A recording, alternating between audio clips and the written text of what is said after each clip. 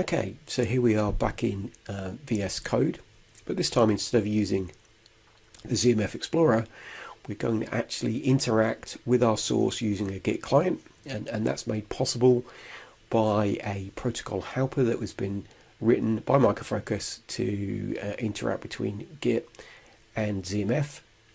That helper is based on some Zoe CLI functionality that we've added, and in turn that's consuming the REST API support that's in ZMF. But that's enough of all that technical stuff. Let's actually have a look at it in action. So the first thing we're going to do is create a source repository that we can clone. So I have a command to do that. Let's initialize a repository. Now, for those of you that are actually have knowledge of ZMF, then actually under the covers, what this is doing is issuing a create package in my ZMF environment. So there you go, it's created that package or repo, depending on which side of the fence you're sitting on when you're using this tool. Okay, but now we need to be able to populate that repo with some source code before we clone it. So I have another command for that. So let's load some code into my repo, which is this one. Okay, and give it a couple of files that we're going to add. So these are in my repository, in my baseline on the mainframe.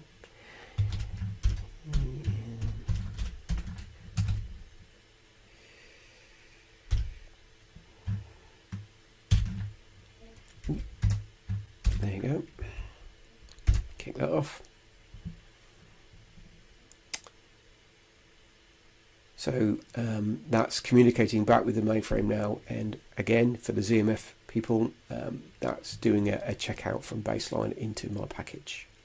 Okay, now that that's complete, we can go ahead and clone the repo. So clone the repository, and in here, slightly different URI, but so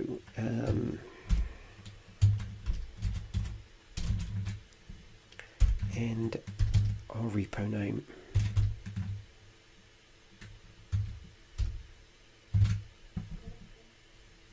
Okay, it's going to ask us where we want to put that.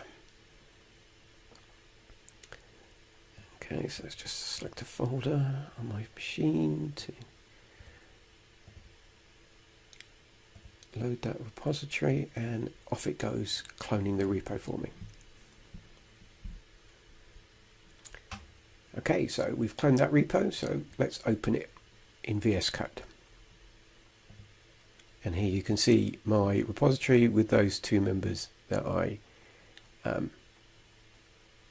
added to the repo. Can load that into the editor, and as Guy explained in the previous video, we've got all of the functionality that we've available with the enterprise extensions to VS Code. So let's make a quick change in here, nothing major, and save that away, and we'll see that that change gets recognized by VS Code. So we can see our change are waiting to be staged.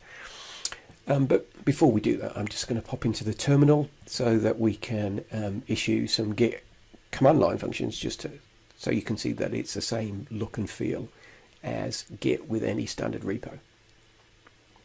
So issue a Git command, and as you can see, it recognizes that I've changed bbank 10p. Okay, so let me stage that here in VS Code. Now it's been staged, we can commit it to the local repo. Let's give it a commit message. Okay, nothing major, and commit that change. Okay, so that commit has happened, and now I'm going to push this back to the remote repo, which of course in our case is ZMF. So that change has been successfully pushed back at our mainframe environment. I'm just going to utilize ZMF Explorer to actually take a look at that code on the mainframe. So if we look at our packages, and here's the one that we've been working with, we can now see bbank 10. And there's the change that we've made back on the mainframe. Okay, just to show you some other functionality that is supported in this Git client extension. So we may need another program, we may want to add another program to this repo so that we can work on it.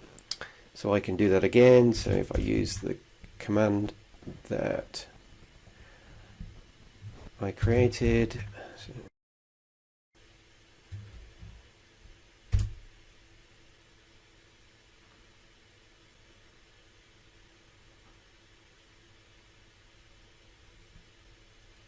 and as we can see, that source member has been downloaded into my local copy of the repo.